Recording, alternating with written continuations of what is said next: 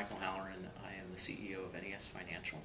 NES Financial is a software as a service provider for the administration of financial transactions in the escrow and trust segment. In a broad context, what we do is we increase the efficiency and the cost effectiveness of those types of transactions for banks, for corporations, and for end consumers.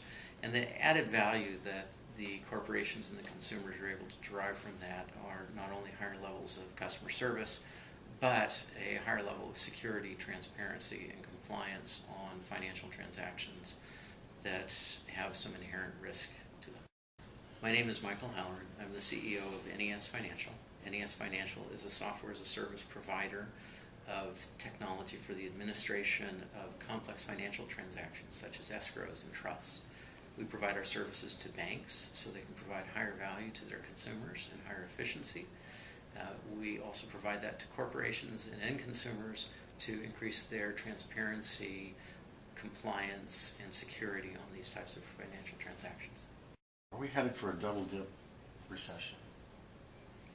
Well, certainly all of the events in the Middle East and in Japan have created market uncertainty. They've created increases in our cost for food, for gasoline. Recent events have continued to drive uncertainty. Is that going to lead to a double-dip recession? There certainly seems like a possibility of a double dip with the uncertainty in the Middle East, with the events in Japan. We've seen our cost of oil and gasoline go up pretty dramatically. Food costs are rising. We have uncertain regulatory environments with the Consumer Financial Protection Bureau coming out and Frank Dodd enforcement. And all of that uncertainty, whether it's a regulatory uncertainty, whether it's within the markets, that creates a negative climate from a business perspective where you lack business investment, and that obviously has an impact to jobs, overall spending, tax revenues. So I think there's a very good risk that we head into a double dip at this point. What is the future of banking? Well, to understand the future of banking, you kind of have to understand what banking is today. And banks today are very good generalists. Right? They take deposits, they lend money, they provide credit cards to people, just a variety of services that are kind of the same way that you identify, that anybody would identify with banking today. But the reality is where banking needs to be in the future is it needs to be much more in tune with specific market sectors and driving added value and differentiation from that. The future of banking. What is the future of banking? Just start saying the future of banking is. Yeah.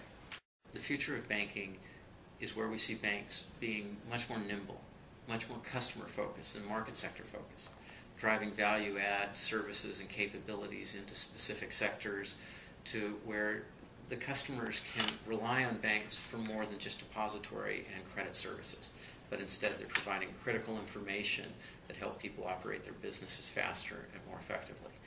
Today, banks are predominantly generalists, with a few finding some specialized areas where they can differentiate their services. But in the future, they're all going to have to find ways to differentiate their services, provide higher levels of value add, and be much faster on their feet to identify sectors they go into and even sectors they exit. Okay. What are the implications of a double-dip recession? Well, from the perspective of our company, double-dip recession means that there's a greater need for security and transparency and compliance on financial transactions. So a good way to illustrate that would be if you look at somebody like Bernie Madoff. When the economy is rolling along and there's a lot of capital flowing into the system, it's really easy to hide bad behavior. But when markets seize up and the capital sees up, suddenly you start to realize who's at risk and who's been doing the wrong things. And so that's what we've already seen and will continue to see, particularly if there's a double dip. And the implication at a customer level is that they'll need better solutions. They'll need to be certainly much more visible on all financial transactions. They're going to need better security of their capital in the overall process. And that's where we deliver solutions that address that. And then also for the double dip, for the banking, would we also apply for that too? Is that they're going to need to be more efficient and find better ways and stuff like better ways to service their client and have the Dodd report, and we're reporting and stuff like that. Is there Yeah. an angle there, and should we talk about that, or? Yeah, the tough part is we're not 100% sure of how it's all going to shake out, right? So if you think of the financial sectors in a traditional environment, they're making money by lending money. And they lend a lot of it, and that's where most of the margin comes from. You collect deposits that are relatively low cost, you turn around, you lend that money out, you get a good margin by doing that, and by doing that efficiently. In today's market, there's not a lot of lending activity. And it's not, I think one of the perceptions has been that banks are unwilling to provide credit. That's not necessarily true. What's happened is a lot of their clients aren't asking for the credit, right? The trend at a consumer level all the way up through a corporate level is to minimize debt, even at a federal government level, right? This is what we're talking about, is how do we reduce our overall debt? So the demand for lending is down. But in addition to the fact that they're trying to reduce debt, they have alternative markets to raise debt. So now, for instance, companies can go out and do corporate bonds. You may buy corporate paper at a pretty low rate. Well, that's a source of capital for that corporation. So instead of going to the bank to get a loan, they're able to go out into public markets and raise capital, do it pretty inexpensively, and that's replaced a lot of the demand.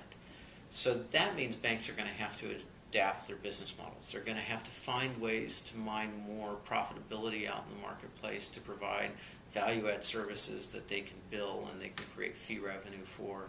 It's no longer the deposit lending game in this difficult environment. Instead, it's value-add. It's what value-add do you bring to the table for me? And that's where banks are going to have to go because of what's going on in the economy. First of all, just tell me a little bit about how does NES deliver additional value to organizations like banks by migrating them to the cloud? If you think of a traditional software business model where you buy software, you put it on your own servers, you deploy it, that's a very cost-intensive and labor-intensive practice. And if you look at it, particularly within the banking sector, the time to deployment can be as much as 18 to 24 months, and particularly on major systems. So the cloud offers some huge advantages in that arena, right? The ability for the bank to be in market with solutions is increased dramatically. You're no longer putting it on your servers. You're no longer having to train your whole IT organization to deploy software. Your costs for deploying it are much lower also, and not just in headcount, but also in actual hardware, in software. And what's also remarkable is a large percentage of software deployments, major software deployments, fail. So we've actually got clients that they bought software 2 years ago that's still not working for them. And they're able to take cloud solutions, put them in market in their own organization, and do it within 60 to 90 days. So they can test things, they can change them, they can be much more nimble in the marketplace, and they can get a much quicker ROI. And when you do the analysis, you can't catch up on that investment. So that period of time to market, the cost outlay, you're always going to end up behind. So the cloud basically allows these guys to be faster and more cost effective. Just ask it in a different way. What benefits does the cloud provide for cash-strapped organizations? Well, lower cost of entry. So it's much easier for smaller organizations to deploy solutions, to customize solutions, and not have huge capital outlays to do it. Again, in smaller organizations, it also means that you don't have to put the same level of headcount towards a project. So again, a limited amount of capital means a limited amount of ability to bring on employees to deploy. So the cloud is a huge advantage in this type of market environment. How do generalists become specialists? And use the telco example. Okay, so a good example for the need for specialization and the way that markets evolve would be looking in the telecommunications sector. So you had the Bells. They had complete control of their market. And you actually had to rent your phones and your PBXs and everything from the Bells companies. But along came independent providers that started adding value, creating specialized features, whether it was voicemail systems or whether it was unique PBX systems. And what that did is that forced the telcos to rethink their business models and start adding features and functionality called waiting and voicemail, and now the expansion is complete to include all of the cell service and the amazing capabilities you now get on your cell phone and your access to the internet and everything else. They had to become specialists because that was what the market demanded.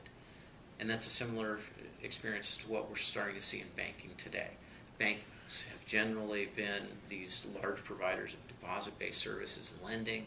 Now they're suddenly having to provide value, specific value in the sectors that are important within their customer base that they can drive fee revenue off of, they can provide value-added services through. That's part of the advantage of actually being a software as a service provider to banks, is that we can help them address those needs more effectively.